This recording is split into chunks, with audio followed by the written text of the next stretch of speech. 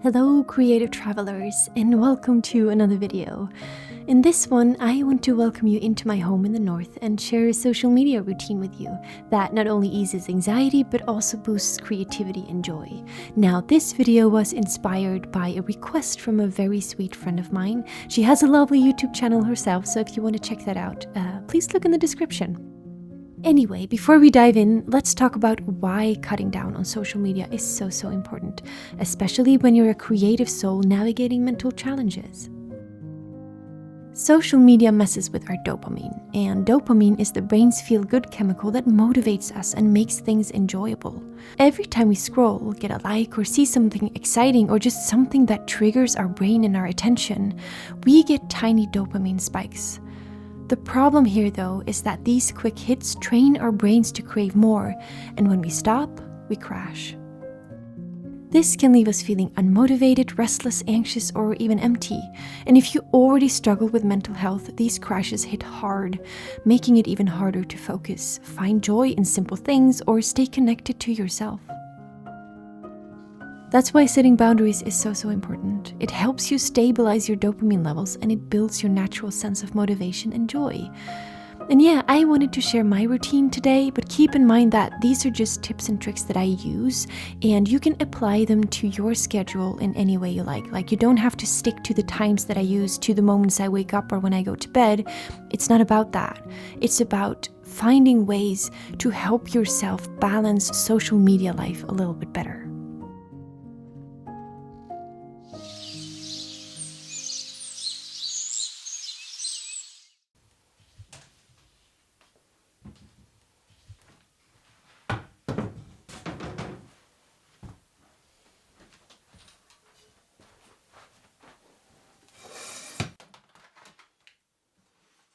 Good morning, all.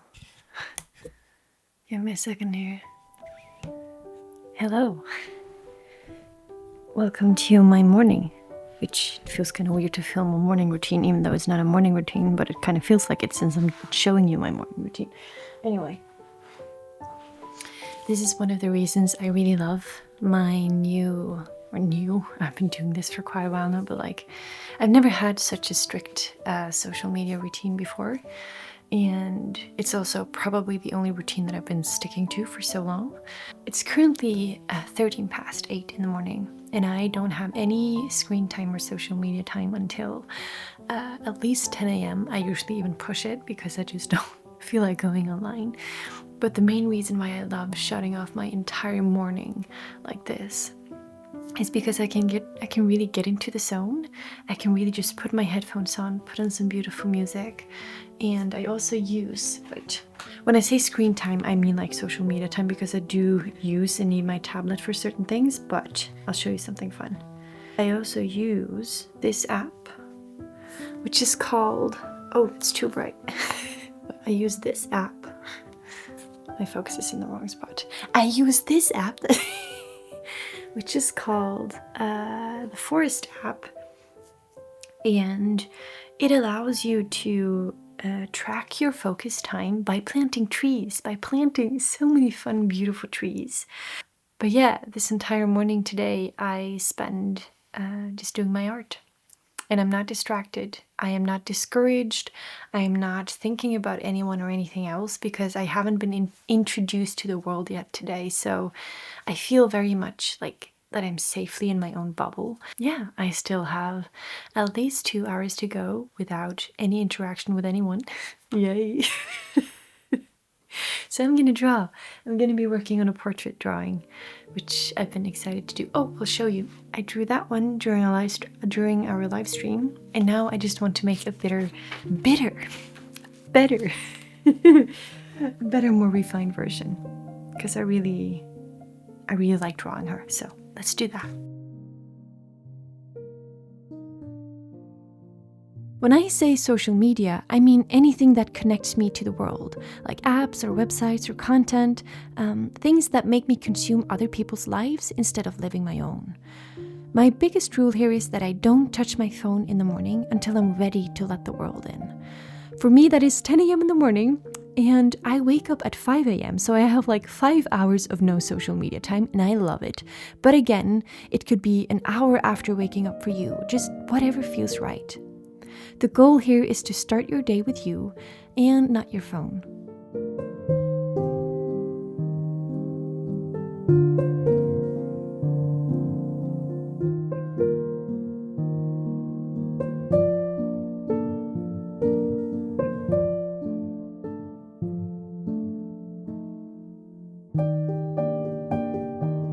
This is how far we got. I think I spent like 1.5 hours on that. 1.5? Yeah, something like that. It's currently 9:50, and in 10 minutes I'm going to be following a webinar about some business stuff. Beginner business stuff. That is probably really boring to watch, so I'll save you, or I'll spare you that part, and I'll see you when I actually start my on time when it comes to social media.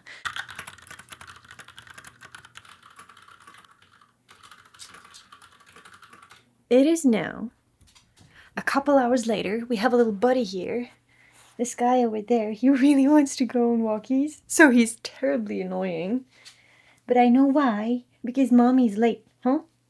Mommy's late today. Yeah, I know. We haven't gone on walkies yet. But we are going to go on walkies now. You're adorable. Yeah. I've been replying to some messages on Discord, in our Discord community. If you haven't checked it out yet, please do. If you're looking for a very kind, cozy, and inspiring community to meet wonderful people, I would love to have you there.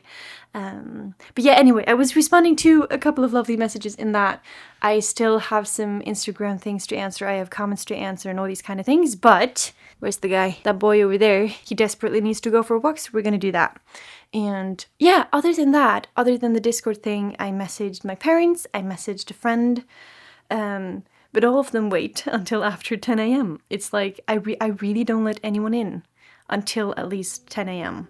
And I cannot recommend enough how much it has helped me to have this structure, to have these times, these set times for when I'm available.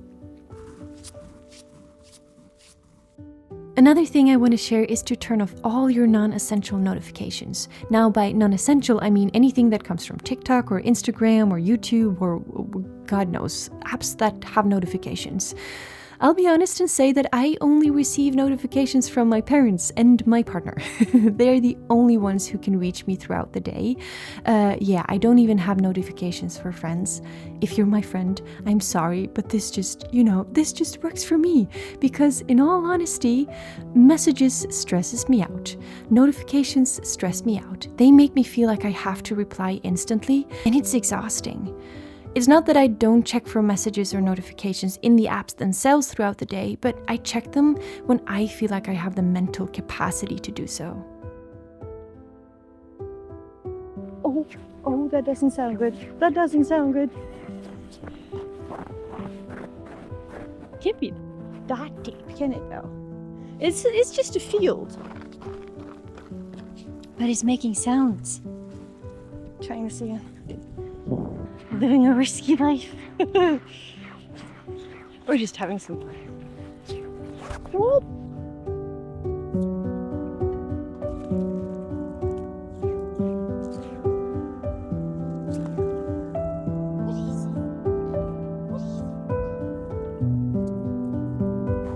One thing I thought of whilst I was walking is that I also, I do bring my phone when I'm on walks.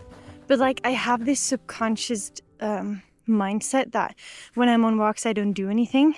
I'm not allowed to do anything. So I don't reach for my phone. Sometimes I've taken pictures. But I usually don't. I usually don't look at my phone. I just have it with me for emergencies. But yeah, that's like another nice little practice you can do. It's just, okay, if you have to bring your phone, do that. I would even recommend not bringing your phone if you don't absolutely have to. But don't touch it, don't check things, don't even take pictures, like at least not on every walk, because like it's so much more beautiful to see things with your eyes. And when you take pictures, you see everything through a lens and you kind of forget that you're in the present, that you're actually observing it. And just managing to be in a state of not doing anything, being bored whilst you walk, just being present, just being conscious of where you are. Yeah, it brings my mind so much peace. I feel so much better about it. I wonder what that noise is. Bam Bam has discovered the ice.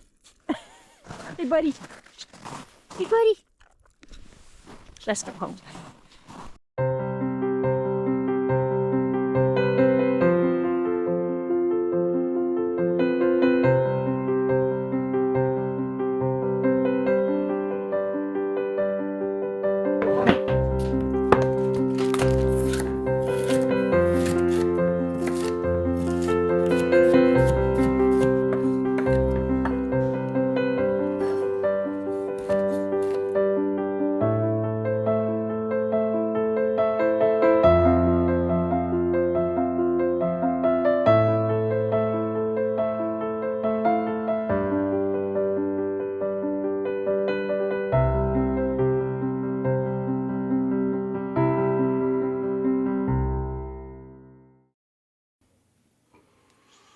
I get my lunch. It's a quinoa salad with olives that were pitted that I had to cut. And some feta cheese, some vegetables, some honey and oil and God knows what. It's really delicious. In my opinion. In my humble opinion. I'm good at cooking. I'm just not good at making it look aesthetic. That's why you're not getting like a really fancy finished meal shot of this. Anyway, it is now, what is it now? It's 3:15 p.m. And I, for the first time in a very, very long time, am super excited to continue to work on the project that I showed you this morning, the portrait that I was working on. And I know that when I get that exciting feeling to work on a project, I need to honor that. I need to prioritize it because it doesn't show up very often, sadly. I usually have to force myself to be creative. I have to say, okay, I'm gonna do something now. Instead of, oh, I want to do something now, and then I drop everything and I go do it. So, I'm gonna eat my food. I have a little bit of social media stuff I want to get done before I can draw, but I'm gonna put a timer on like 45 minutes, and if I don't finish the social media tasks within the 45 minutes, then I don't finish the social media tasks. Because I want to draw.